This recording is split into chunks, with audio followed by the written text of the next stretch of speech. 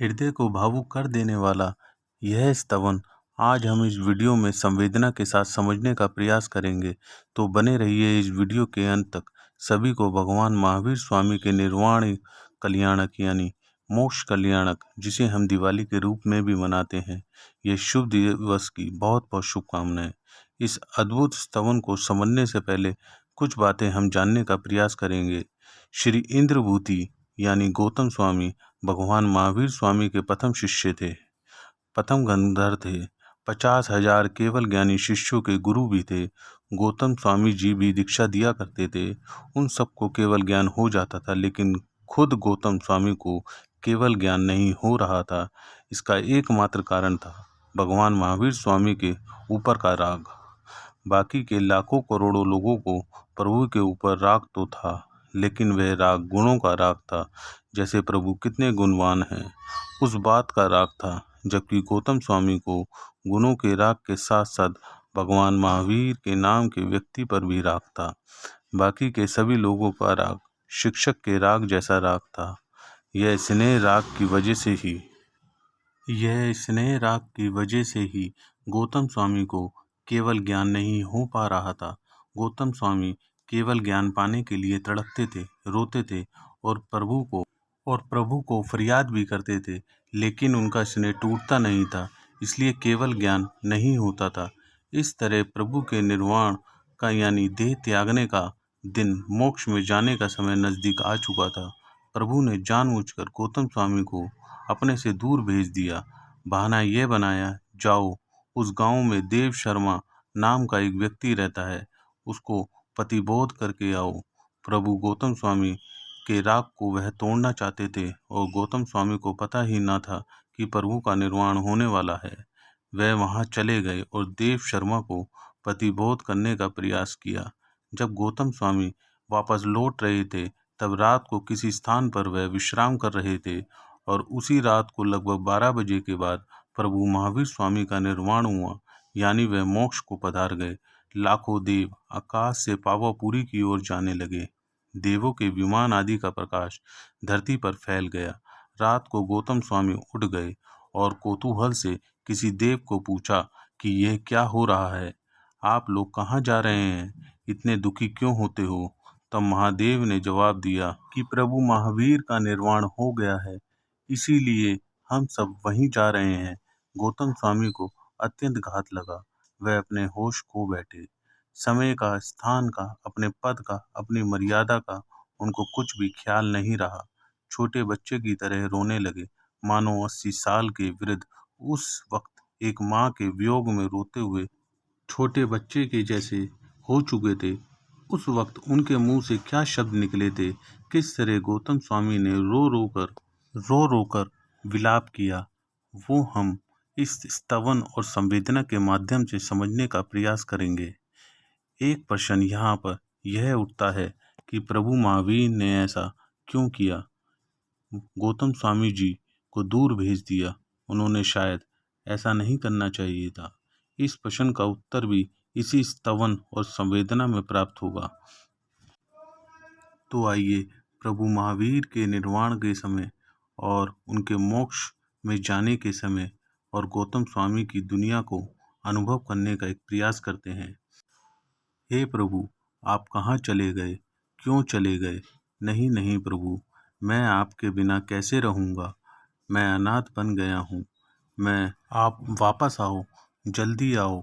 आप हर रोज मुझे कितनी बार गौतम गौतम कहकर बुलाते थे ना, और मैं भी कितना खुश होता था आपके मुख से मेरा नाम सुनकर। आज मेरे कान तरस रहे हैं वो गौतम शब्द सुनने के लिए। आओ प्रभु, मुझे आपके दर्शन चाहिए। हे वीर, मुझे पता है कि तू तो वितरागी है, तुझे मेरे ऊपर तनिक भी स्नेह नहीं है, लेकिन मैं तो वैसा नहीं हूँ। मैं रागी हूँ, अज्ञानी भी हूँ। अज्ञानी ही राग करने की गलती करता है। मैं जो हूँ वो हूँ। आपको वापस आना ही पड़ेगा। मुझे आप पर पूरा भरोसा था। आप कभी भी मेरे साथ छल माया कपट नहीं करेंगे, लेकिन आज आपने मेरा भरोसा तोड़ दिया है। पूरी जिंदगी मुझे अपने साथ रखा और जब आपका अंतिम वक्त आया तब मुझे दूर भेज दिया। खुद चले गए, मोक्ष में बन गए, अनंत सुख के मालिक। भगवान, आपको तो व्यवहार का भी भान नहीं है। कोई भी पिता अपने अंतिम समय पर अपने बेटे को अपने पास बुला लेते हैं, अंतिम समय शिक्षा देते हैं। मैं तो आपका सबसे बड़ा बेटा हूँ, आपके पास ही था और आपने मुझे दूर भेज दिया। क्यों प्रभु, क्यों? क्या राज है इसके पीछे, समझ नहीं आ रहा मुझे। सच में भगवान, आपकी ऐसी रहस्यमय बातों का मुझे खुद भी ज्ञान नहीं है। बोलो प्रभु, क्यों किया? ऐसा क्यों किया? मुझे अंतिम समय पर दूर भेज दिया। क्या गलती थी मेरी? क्यों मेरा विश्वास तोड़ा? बोलो प्रभु, बोलो। क्या आपने यह सोचा था कि अगर गौतम अंतिम समय पर पास में होगा तो वह मेरे साथ मोक्ष में आएगा, और वहाँ मोक्ष नगर में जगह कम है, हम दो नहीं जा सकते? क्या आपने ऐसा सोचा था, या फिर यह सोचा था कि गौतम द्वेष से भरा हुआ है, मोक्ष में जाने के लिए वह लायक नहीं है, इसलिए उसको दूर भेज देना चाहिए? अच्छा हो, ताकि वह मोक्ष में उसे ले जाना ना पड़े। पास में होगा तो वह जाने के लिए जिद करेगा, बहुत जिद करेगा। क्या ऐसा सोचा था आपने? तो सुन लो प्रभु, आपने बहुत गलत सोचा। आपने मुझे पहचाना ही ना था। मुझे आप पर राग जरूर है, लेकिन आपको मेरे कारण परेशान होना पड़े, ऐसा मैं कभी कुछ नहीं करता। अरे, आपने सिर्फ मुझे बोल दिया होता कि गौतम, मैं जा रहा हूँ और तुझे अपने साथ नहीं ले जाऊँगा, तो प्रभु एक पल में आपकी बात मान लेता, और मैं क्या, यहाँ कोई भी आपको नहीं रोकता। वैसे भी कौन किसको रोक पाता है? हे प्रभु, वैसे मैं ज्ञानी हूँ, फिर भी इतनी समझ तो मेरे पास है। जब पिता मृत्यु के बिछौने पर लेटे हो, तब उनके पास जाकर उनसे संपत्ति का भाग मांगकर उन्हें परेशान नहीं करना चाहिए। प्रभु, मैं आपको खुशी से जाने देता, कुछ नहीं मांगता आपके पास, लेकिन अंतिम समय पर आपके पास रहने का मौका तो मुझे मिलता। बहुत बुरा किया आपने मेरे साथ, आपने बहुत बुरा किया। मेरे मन में जब भी प्रश्न खड़े होते, तब तब बालक बनकर मैं आपको पूछता था, और आप माँ बनकर जवाब दे दिया करते थे। कभी भी मुझे मना नहीं करते थे, कभी भी मुंह नहीं बिगाड़ा, कभी भी ऐसा नहीं कहा कि बाद में दूंगा। जवाब उसी वक्त जवाब दे दिया, प्रेम से जवाब दिया। भगवान, अब क्या? अब कौन मेरे प्रश्नों का जवाब देगा? जवाब देते वक्त आप मेरा नाम बोलते थे। प्रभु, आप मुझे गौतम कहकर बुलाए, कौन बुलाएगा? मुझे लोगों के मुंह से गौतम शब्द सुनने में खुशी नहीं है, लेकिन आपके मुंह से गौतम सुनने से ही मुझे खुशी होती है। अब वह खुशी मैं कैसे पाऊंगा?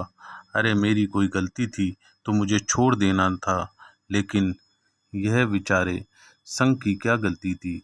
अब ये लाखों साधु साध्वी श्रावक श्राविकाओं को कौन संभालेगा? लाखों लोगों के मन की शंकाओं को अब कौन दूर करेगा? नहीं नहीं, यह नहीं चलेगा। आप वापस आओ, मोक्ष में से ही नहीं, लेकिन आप वापस आओ। आपकी पवित्र वाणी से मुझे और सबके कारण को पवित्र करो। आओ प्रभु, आओ ना। मैंने सोचा था मुझे प्रभु की हर एक आज्ञा का पालन करना है, और मैंने इसी आज्ञा पालन का रास्ता अपनाया था। आपने मुझे जब कहा कि जाकर देव शर्मा को प्रतिबद्ध करके वापस आ जा, तब मेरी इच्छा जाने की नहीं थी कि मैं वहाँ जाऊँ, लेकिन एक ही बात मेरे प्रभु की आज्ञा है, मुझे जाना ही है। और मैं मूर्ख बोला कि कुछ सोचे समझे वहाँ निकल गया। अरे, मैंने एक बार अपने शुद्ध ज्ञान से भी देखा होता तो मुझे पता चल जाता कि आपका निर्वाण होने वाला है, लेकिन मैंने आपके ऊपर कितना विश्वास रखा, कुछ भी नहीं सोचा। इसका यह फल मुझे मिला कि आपके अंतिम समय पर मैं आपसे नहीं मिल पाया। क्या गुरु समर्पण करने का यही नतीजा होता है? प्रभु महावीर ने कुछ गलत नहीं किया है, वो इस सत्य को जानते थे, इसलिए ही उन्हें वीतरागी पाया। वो मुझे भी यही तत्व समझाना चाहते थे।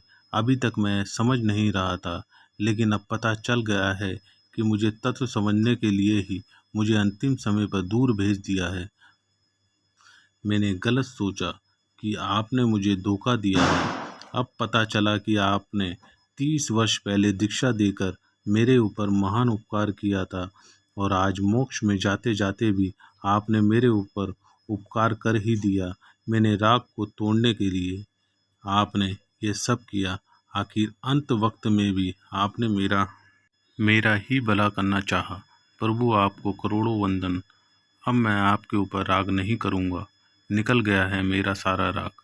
आखिर में राग नाम की गांठ टूट ही गई और गौतम स्वामी को केवल ज्ञान की प्राप्ति हुई।